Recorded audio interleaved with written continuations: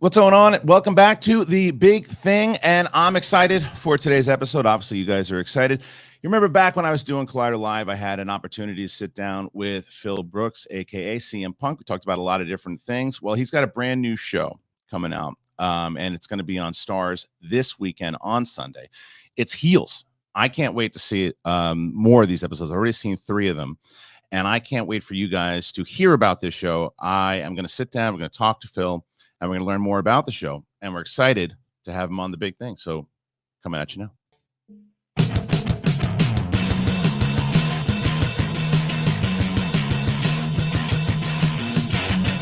What's up, everybody? Welcome back to The Big Thing. It's me, Christian Harloff. And this weekend, Sunday, it's coming out on Stars. It is Heels. And joining me today, Ricky Rabies himself, ladies and gentlemen, the one and only CMPunk. What's up, brother? How you doing, man? I feel like I should have dressed up as Ricky now that I've You absolutely, yeah, you absolutely should. You want to hear something really crazy about that? Is like one of my best friends in the world plays your valet, Bonnie Somerville. Oh, really? You're best friends with Bonnie?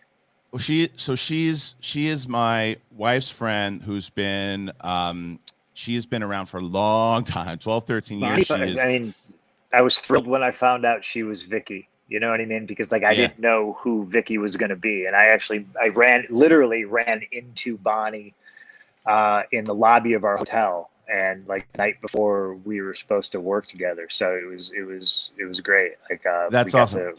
Yeah. She was drunk as a skunk. Like walking home from like some bar, and I was like, "Oh, hey, nice to meet you." It's on brand. Ton brand. You know, you know what I'm so happy about is, you know, obviously from her work on Friends and things that she had done, and she had then transferred into NYPD Blue and these other like hardcore dramas, Golden Boy, and to see her be able to do something. This is like a mixture. This is a drama, but there's also that being able to do that heightened version of when she's coming out, and you guys, the outfits we got to talk about right away. Oh my God. It's fantastic.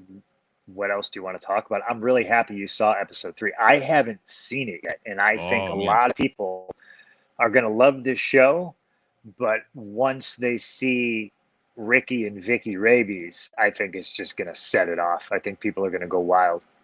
It's a good, what I like about it is when those pictures came out of you guys, you know, right away you could be like, well, what is this? This is like an off the wall bizarre comedy, and it's anything but that. It's it's a drama, but it also shows. The reason I liked it so much is because it reminded me of like the old school territories and the stuff that he's going on that Jack has to deal with Florida and trying to build it back and bringing in a guy like you that was on top back in the day. And I don't want to give away, but your first scene of where you are and what's happening and the reveal is really funny. So anyway, I wanted to talk to you about how you got involved in this show, because the last time we spoke, you had always said that it wasn't that you wanted to avoid wrestling. It wasn't that. It's just that things needed to be right for you in order to be involved in any capacity with wrestling. So how did they approach you with this particular show, and were you on board right away? Okay, so long story short, I've known Waldron for years. Michael Waldron is the guy who wrote this show. I think more famously now, he's the guy who wrote Loki for Disney Plus. He's working on a lot of high dollar property things right now, but Heels is his baby. And in 2016, I spent like a week or 2 in LA with him and read for the character of Jack Spade. I think a lot of what Jack's dialogue was and who Jack was, I think he kind of I don't think I know, but I don't even know if it matters. If it doesn't matter. Like, he used a lot of what I did with my pipe bomb promo to kind of craft a lot of this world that Jack lives in. And I was obviously flattered, blown away. And I did so well on my audition for the executive stars that they shelved the entire project for, I don't know, 3 to 4 years. Kind of jump started it. They got Stephen Amell on board, but to his credit, Waldron wanted me to be a part of the show still. So we got me in as Ricky Rabies. You know, like, he called me out of the blue and was like, "Hey, I know this is short notice, last minute." He's like, "But you're the first guy I thought of. Like, can you do this? Please tell me you're available for this." And I I fit it in, like I think I was on a plane the next day and I was in Atlanta quarantining.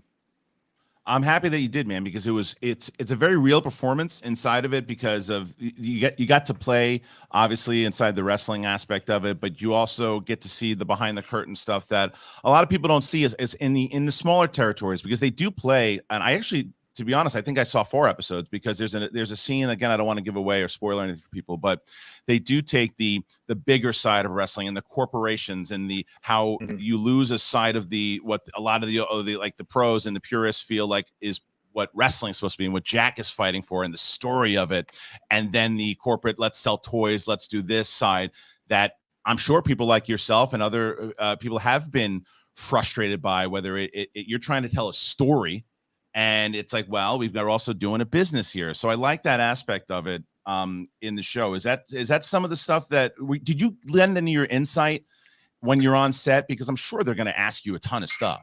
Yeah, for some things, but just the way I would ask Stephen Amell, Chris Bauer, Kelly Berglund, any of the actors like that I get to play with, like, hey, how about if we do it like this? What did you guys think of this? How did I do? I'm living in their shadow. I'm in their world, and I want their Yeah. advice. But then in turn, for the wrestling side of things, Right. I mean, Chris Bauer, this dude's a powerhouse. He was in The Wire, and he's coming up to me and asking me, "Hey, what do you think of this? What do you think of this?" And I was just like, "Get the fuck out of here! You're Chris Bauer, like get out of my face." Yeah. But there's a nice synergy because even the showrunner Mike O'Malley came out and said, he's like, look, man, this is your world and you were the king of it. So if you see anything, you hear dialogue, you read something in the script and you don't think it's accurate or true or could happen, you please let us know.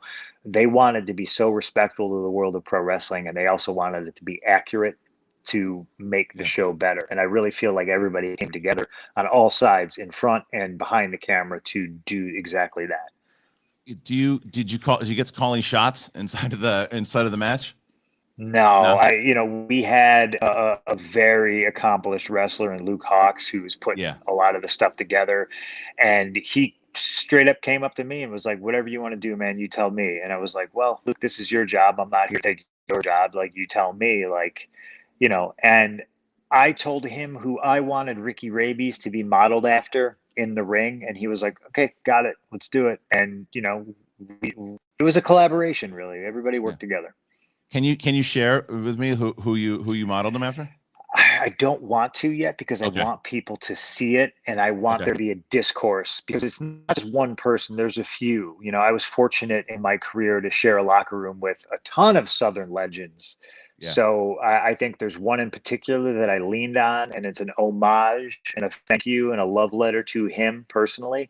Yeah. But there's other kinds of old Southern wrestlers that are sprinkled in there. So I want the people to witness it and have it unfold before our very eyes, and then we can all talk about it after the episode airs. Totally fair. And I think that it's funny because the actual, because there's 2 sides to him of what he's done and how thankful he is, and the character in general and in working with Bonnie and just seeing their dynamic of what it is behind the scenes, and how he got this shot to kind of help Jack out. He used to sell out the Dome back in the day, but the character when it comes out, I saw a little of the Bushwhackers in there, just a little bit, just a little bit. You don't have to confirm or deny. I just saw a little bit, but either way, man. So but the story itself, though, because I feel like there's a lot. I mean, Glow was definitely there was drama elements and it played with the comedy, but this show to me is a show that I think wrestling fans haven't really got, because this does play on all the sides of whether it's, I mean, one of the episodes is called Kayfabe, for God's sakes. And it plays inside the actual business. How many, I know you haven't seen the episodes yet, but have you read a lot of the scripts, or just the one that you were in? No, I read as many scripts as they would give me, but a lot of the stuff was kind of hush hush, and stuff did change rapidly. I mean, I Yeah. can't. I save all my stuff, and I must have like 12 different copies of episode 3, just because when stuff changes, they send everybody that new script. So, um, I really did love it. Like, if I Yeah. wasn't a part of this show, I'd be watching it, and I think I think wrestling fans are going to watch it because wrestling fans want to consume anything and everything that has something to do with wrestling. But I think what this show really brings to the table is going to hook other people who maybe not necessarily like wrestling. I think I Yeah, talk a lot about Friday Night Lights, right? I'm not a football guy, but Friday Night Lights is an amazing television show, right? And if you look at it like that, this is a show about a family whose job happens to be professional wrestling. I think a lot more people will give it a chance. I compared it to Friday Night Lights yesterday with my friend on the phone who is not a Great wrestling minds think fan. alike. Yeah, 100%, because and it's not, you know what it is, dude? It's the fact that it's just the way that it's set up inside of that, like exactly what you just said. It's a business, and there's these moments that happen, and it's philosophies that may or may not be true, but it's the passion behind it. And do you believe in it? What will you fight for? What will you do to protect it? What will you do to sacrifice to get it? It's all of that stuff, and it's the same things we've seen that really work. But the thing is, like, so my friend who was not a wrestling fan, and my wife who's not a wrestling fan, will like this show. For me, I was, and I think we spoke about this last time you and I talked, but like I was a wrestling fan for a very long time and fell out of it, but I still keep up with stuff that's going on. And but this show, to me, this speaks to the stuff that I loved about it, and it's and it's not just about wrestling. It's about family. It's about all these things. So I can see why you'd be attracted to this project for sure. Yeah, I So mean, it was super awesome. yeah. So the thing I wanted to talk to you about also is the last time, again, that we spoke to you, you had just done Girl on the Third Floor, and you also at that point where then you said you were jumping in to do the Fox thing for Backstage and WWE. And you had talked about obviously I know your love for horror and what you wanted to do, but besides just this, and I know how busy you've been, is pursuing the straight out the feature films and lead acting and going into that's still something you're going after, because obviously there's all these rumors around that you're jumping into AEW again and you're doing this, but what's the actual, like, what's the focus right now?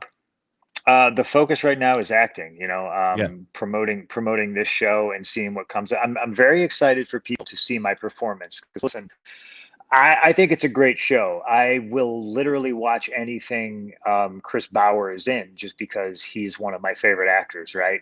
And I got to be in a show with him. So when Chris Bauer tells me, hey man, people are going to see this and they're going to be like, holy crap, Phil's an actor. Like, I get excited about that. And I watch guys, friends of mine, Bautista, do these huge blockbuster roles, but Yeah. also do roles that are challenging to him because he wants to grow and be a better actor. And I just want to follow in his footsteps. You know what I mean? And Yeah. it's not because I want to be rich or to be famous, but I see how fun acting is, and I see how playing dress up essentially, Yeah. how fun that can be. And when stuff's hard, I tend to want to do it more and be good at it, right? Like, I have that personality trait, and being Ricky Rabies wasn't hard, but that's only, I think, because I had a wealth of experience to draw from. So now in my Sure. mind, I'm like, well, you have all these other experiences in your life, whether it's triumph or tragedy, and how can you draw from those to apply that stuff to future roles? And that just gets me so excited. Like, I can't wait to see what comes of this. I mean, I'm hoping, there's a season 2, because there's a lot more Ricky Rabies and there's a lot more Jack and Ace Spade stories to be told. See, I love that, because that's what I was going to ask you, because I like that when there is the way that they bring in Ricky, it's like, well, it's not necessarily, well, you're never going to see him again. It's the question, it could be open ended. And I think the reason why for me, when I said that is, well, Phil might be really busy and Phil might not be able to do this show in general. But like you mentioned that you have that wealth of experience.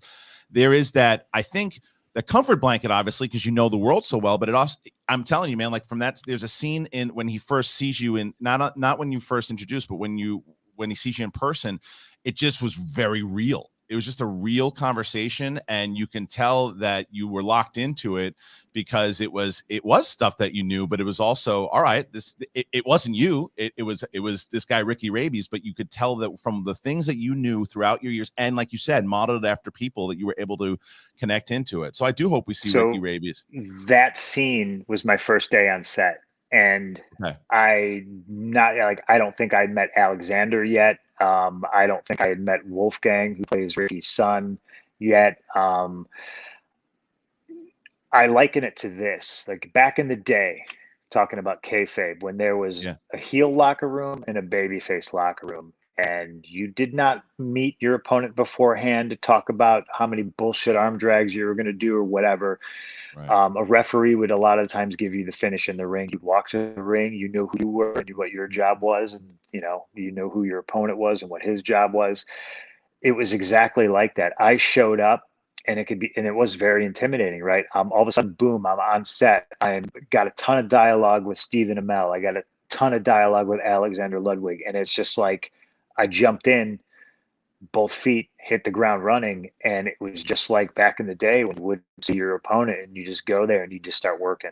We have the Yeah. benefit of being able to reshoot stuff if we fuck up, but you know, um, it's a lot of parallels between acting and pro wrestling. Well, I mean, they even say there's a scene in the beginning where Jack won't be seen with his brother because they have this whole angle, and he doesn't want to be seen in church because he doesn't want people to think, oh, wait a minute, that's not real. And I remember back in the day when Duggan got caught with Sheik doing lines in a limo, and they were like, wait a minute, these guys are supposed to hate each other, and they play on that, and I love that they play on that because, like you said, that's not a thing anymore. At least not in the public anyway. It's more of an overall show. So speaking of Stephen Amell, you can tell, and I'd heard in the past, and maybe I'm wrong, but you can tell this guy is a major fan of wrestling. And so that's when you say, I came in, I had these lines with Stephen. He was probably geeking out just talking to you and having how many questions did he ask you about wrestling? I'm sure a ton. I mean, as many questions as I asked him about wrestling, and same with Chris Bauer. That's what was beautiful when you got us all in front of the camera, is just like the synergy of everybody. I mean, mutual admiration society, right? Like them telling me that, hey man, you're really good at this. It was, like I was like, well, thank you. I'm glad I'm not the shits, but like also, them being great at the wrestling stuff, everybody on this cast, from Chris Bauer to Steven, who's had pro wrestling matches, to Kelly Berglund to, Alexander, like they all trained like athletes for these roles, and it shows. I think the care and the respect that went into it, I think a lot of wrestling fans will super appreciate. It does. And Bauer, by the way, playing like the old school guy who made it to the big show and the stuff. All I'll say is there's a scene on the plane people are gonna lose their minds about. That's all I'm gonna say. He's that old carny wrestler, still trying to hold on, still trying to do what he can do, because what's the alternative? You're selling lawnmowers like Jack. He reminded me of Michael P.S. Hayes, to be honest with you, because I worked with Michael when I was writing there back in the day, and it definitely reminded me of that.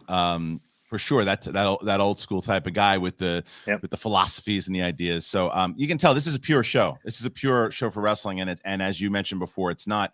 Well, I don't like wrestling. Who gives a shit? It's the same thing for Entourage. When Entourage, different tones as far as the overall.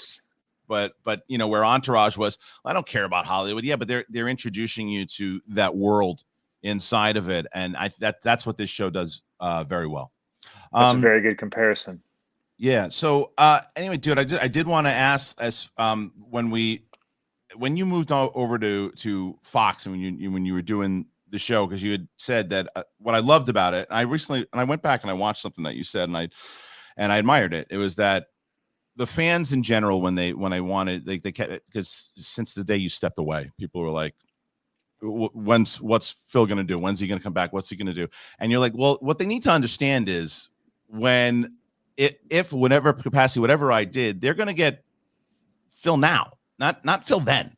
And and so the reason I bring that up is that when you're wrestling in the in the show, and you're doing the character of Ricky Rabies, do you get juiced up? Like, do you get meaning? Do you start to get inspired to say, all right, maybe I got another run. Maybe I'll do it again. I don't think I get inspired to think I have another run in pro wrestling. Like I already said, I think I get inspired to try to branch out and take on more challenging roles on Yeah. the acting side of things. Because I'll tell you, uh, the match Ricky Rabies has with Jack Spade, I was in full makeup for about 16 hours before I Oof. did anything physical. And my makeup to cover up all my tattoos was already starting to deteriorate. So the instant I touched Stephen Amell, like everything's fallen Oh off man. me, and wasn't the greatest situation. They got a little bit of crabby Phil on set that day, but you know, it's tough. You know, I was sitting Yeah. around, and then all of a sudden you got to wrestle a match, and you're cold. It's hard to warm up. I'm covered in makeup. Like, it's challenging. Yeah, I'm sure it is. I mean, that's especially, yeah, right. It's like that's the trade off where it's like, well, I got this great role, but now they got, because Ricky Rabies doesn't have this stuff, I got to cover up my tattoos, and now and I'm sitting here and getting into it, and it probably takes you out of it for a second because you're like, oh wait, I know you're in the middle of this, but now we gotta touch you up again, and it's part of the game though too. Absolutely. Yeah, man. So yeah, I did. And as I was mentioning before, like, when you were doing the stuff on Fox, did you enjoy the experience? Was that because you had said it Loved wasn't it. the reason what you did love it? Great. Love Because it. I know Love it. that Like, I mean, but again, it's almost at this point in my life where it's less about what I'm doing and who I'm doing it with. right. Renee is a peach. I work with Renee any day of the week on anything. You know what I mean? Like I said, it's not about the subject matter. It's just about who you're working with. Yeah. All of the Fox executives, Jacob Ullman, Ben, Brad, like everybody there was just lovely to be around. And it was more like I'm going out to LA and I get to hang out with my friends. And oh, by the way, we're also shooting this television show. Right. And that was the appeal to me. And man, they just made me feel like at home every time I went out to LA. Like it ended too soon. You know, like, you Yeah. know, I think I think I maybe only got to work there for like 6 months total out of a year contract because of COVID. Well, you also, that was another one you could tell you were having, like, you've throughout your career you've shown if you're not having fun, you can see it, right? And Yeah. you can tell you were having fun even when you entered and you came in and you had the big intro and you were looking around. You could see that was genuine, that you legit were like happy to get it started and do it. And you'd mentioned you love announcing and you love analyzing, and you've done it many times over in MMA and other things. Is that something else that you're gonna, obviously acting and doing more so? And I'm telling you, I don't want to jinx it, but I think this show is definitely going to season 2. I hope we get more of Ricky Rabies because because there's more to happen with that character. I hope he joins it's a DWF, right? DWL, the Duffy DWL, excuse Wrestling me. League. League. Okay, DWL. So I want a DWL shirt. That's one thing I was already saying. Okay. And I also want to see matches. Like, I'm hoping that the show blows up big enough that we get to actually go to the DWL YouTube channel and see matches and promos and stuff. That's like my that's where I started geeking out about as I'm watching more and more of these episodes. That's great. That's a good idea too. Yeah. Yeah, I think we're all knocking on wood and crossing our fingers for a season 2. Yeah, well, good, man. It's always a pleasure talking to you. The last thing I'd ask, my wife would get really angry if I didn't. In Los Angeles, my favorite donut shop I ever went to, and you brought it up that there's one in Chicago, was Stan's. Yes. Stan's is gone in Los Angeles. It shut down because of COVID. That was very sad. It's super sad, and I was bummed about it. And I immediately thought of you because I said the next time I talk to Phil, I got to find out where Stan's in Chicago is because I'm going back there next year. And I want to go to Stan's. I'm not kidding. There's about half a dozen stands in Are there Chicago really? now. Yes. Oh wow. Yes. I mean, there's one on Michigan Avenue. I know they opened up one like out in suburbs. You throw a stone here in Chicago now, you can hit a Stan's. Well, you've made my day. You made my day twice. With the show in general. The show is called Heels. It is on Starz. It's this Sunday, ladies and gentlemen. Please go ahead and follow Phil Brooks at CMPunk if you aren't already. Check out the show. And and is it already announced as far as how many episodes? Because I've only saw the 4. Does Ricky show up again, or you don't want to spoil it? I don't think it spoils anything. Ricky shows up again. Yeah. Fantastic. Yeah. All right, good. Well, check out the show, guys. I'm excited. Next time, dude, if something else comes up as far as the the season 2, fingers crossed. Mm-hmm. Anything else, please come by and chat again. It's always a pleasure to talk to you, and of course. And good luck with everything, brother. Appreciate you, man. Thank you, Christian. All right, so that was Phil Brooks, aka CMPunk, and man, that show's fun, dude. That is a fun show. I hope you guys all check it out. It is this Sunday. It is going to be on Stars. It is called Heels, and yeah, Stephen Amell just does a fantastic job as this character, Jack, and then his brother Ace, and it goes in certain places you don't know it's going to go, but it absolutely had that Friday Night Lights feel to it. There's no doubt about it. But I think that watching the show and not knowing at first what it was going to be, I thought that maybe it was just going to be like a comedy, like off the wall, like Glow, which I liked Glow a lot, but there was a mixture of that. Glow had a lot of serious things, but it was a comedy. First and foremost, I thought anyway. And it had that 30-minute flavor to it. This is an hour episodes that I think that there's so much going on and there's so much potential, as I mentioned to Phil in the interview, that I hope that this show is so popular that they can actually start running the DWL on the YouTube channel and start cutting promos and start selling merch and doing all that. Maybe that's just my stupid brain the way it works, but I think that could be a lot of fun because there's some good characters. There's some good characters all the way around. And he had mentioned Chris Ballard. I mean, he crushes it. He crushes it. I mean, from The Wire and True Blood and the stuff that he's done. I didn't realize how involved he was in the show. I had no idea. I didn't realize that he had wrote it. I thought it was all Stephen Amell, but so that was interesting to find out. And I know that other people were probably wondering, like, oh, why don't you ask him about AEW and whether or not he was going to join AEW? It's like, this guy's not going to tell me right now, especially if he's going to debut in Chicago when they're rumoring it to be.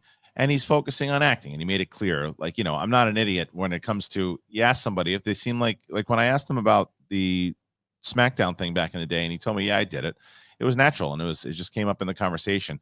If I kept asking him now, it's going to be like I'm pushing him. And I don't want to do that to the guy. I like the guy a lot. I think he's that's the other thing people told me about with him before the first time I interviewed him. They're like, oh, he could be difficult. I don't think so. I thought he's been pretty good both times. And I think that after I had the conversation with him of Collider Live, and we talked about, and I think I told you guys this. I don't know, maybe I didn't. But we had a conversation, and he had told me that he was going to do that Backstage show for Fox, and he's like, do you know why I told you that? And I said, no, why? I appreciate that you did. And he's like, because you talked to me like a person. We just had a conversation. It was natural. It came up, and that was it. And that's why I didn't want to be like, so you joining AEW? Are you joining AEW? Are you going to join? First of all, I think it ruins the surprise if he wouldn't tell me. But if he was like, what if how mad people would be if he was like, yeah, I'm going to join and I'll be there in Chicago. How mad people would be? I think he is going to show up. I think he is going to be there. I think that, the fact that he was doing this show, I think that you can tell you can tell how much fun he's having doing this particular role. Plus the fact, I think that there's not going to be as many constraints for him in AEW when he goes over there. I think that he wants to act. He's made it clear he wants to act. He talked about Bautista and the things that he wants to do. And you see it like, watch this scene that I'm talking about. And I love the fact that he said he's coming back. That's great. I didn't know it. Like I said, I've only seen 4 episodes. So I want to watch more of what he does. I hope he joins the DWL. That'd be great. He said that there's more story to tell. There's for him that he's going to be coming back. That he wants to come back in season 2. So watch this show. I think people are going to really like it. And I only really needed to watch, honestly, could have just watched 1 episode and the 3rd episode he was on so I could have some backstory. But I said to myself, I want to watch the 1st episode. Hopefully I enjoy it. I really liked it. I was like, well, now I want to see where the story goes, because I knew he wasn't in until the 3rd. But I'm like, but I want to see where this story goes, because Stephen Amell is locked into this role. He is locked in. He really is. And this other kid who I didn't talk about in the interview that I really should, and I got to stop calling him the Hunger Games kid, because he deserves more than that. Alexander Ludwig he plays Ace, and he's got that kind of the body. He's got like an Edge Christian type of feel, and that's why I want to see him. He's one of the main reasons I want to see that DWL YouTube channel, because I want to see what he does. And I think that they play him as like one of the big draws in the DWL. And you can see why. He's got a lot of charisma. His character's flawed. Not his wrestling character, but his character inside of the show. Ace is flawed. And he's just an emotional kid. And you see why. There's backstory as far as why he's the way he is. I really like the show, man. You can tell. I really dig it. I think it's got depth. It's a good backdrop. It's what I always wanted to see with stand-up comedy. You know, it's always the thing that I wanted to see with stand-up. I think that I'm Dying Up Here did a good job of it. And I don't know if people watch that show, but I think, and especially maybe because it was in the 70s, it's another comparison I would have with this show. What this show does for the small independent wrestling, and that's the other thing, because of the internet and because like the territories are so different back in the day, that you didn't get all this, exposure that you do now because of the internet. Back, for a lot of people who didn't know, the way that territories worked in the old school days was that if it was Tennessee, it was on local television in Tennessee. If it was in New York, it was the Garden Play, and that's where the WWF at the time had their territories, and they had territories, and that was it. And it wasn't national stuff. And Vince McMahon then made everything national, and then got all the exposure and put all those other little territories out of business because they all wanted to go for the big show. But I think that what they could potentially do here with this, what they're setting up with the territories, it's like Florida versus Georgia in this show. The question is, who are the big stars that start to pop besides just Ace and Jack? Who are the stars that pop? Do they get new wrestlers? That's the other beauty about this show, is you can still, like, new wrestlers and new people coming in, and people seeing, some video footage of a big match that went down, and driving to Georgia to say, hey, I want a shot. I want to compete here. I think that I can make you guys I can get some headlines. And you bring in those new personalities and new wrestlers, the new stars.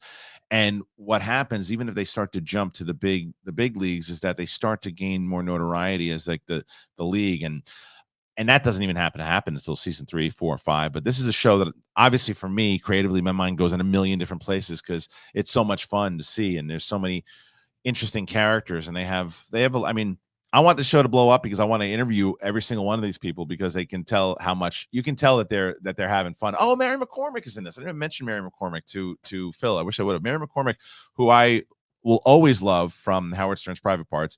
Sounds so wrong to say, but you know what I mean. The movie itself, and she's like Jack's right hand lady, and she's just hard edged, like helped calling the shots. She's like his go-to, and she's great in the role. Show's awesome. It's really fun. So obviously this was going to serve as my show for the Friday episode, and I hope you guys enjoyed it. I enjoyed sitting down and talking with Phil. It was a lot of fun. Yeah, shorter episode, but who cares? I got to talk to CMPunk about the show, and it's Heels. It's on Stars. It's a Sunday. And then, yeah, I'm gonna try my hardest to watch some of these movies that you guys want me to watch over the weekend, so we can talk about some stuff on Monday, because there's a lot of stuff out there I want to watch. I just get I tried last night, and I said to myself, I want to watch Suicide Squad so bad. I really want to watch this movie. I went to go push play, and I watched Sopranos again. I'm sorry. I'm just obsessed with finishing the series again. I just have to finish the fucking Sopranos. I don't know. Do you? Yeah. So that's the show. And if you didn't hear Apple Podcasts, you hear this going on. That's pretty fun. If you haven't heard that we're on Apple Podcasts or Spotify, you should absolutely go on over there and make sure that you do that. If you're brand new to this show and you've never seen this show before, please check out this show and subscribe to this. We are moving this show on Monday, though. On Monday, it's going on over to the new channel, the SEN channel. Probably take some clips of this interview and put it over there. I'm not sure. But either way, this is a blast. A lot of fun. I always enjoy talking to people. It's something that I didn't really haven't been able to do. Hopefully next time, once all this shit starts to get a little bit better, I can sit down and we'll have conversations with Phil in person. And we talked about it offline that the guy's a massive movie buff. Love to talk some more movies with him. But anyway, that's the show today. I was excited to do it. I'm excited that you guys got to join me. I appreciate it very much, and we'll see you next time. Peace.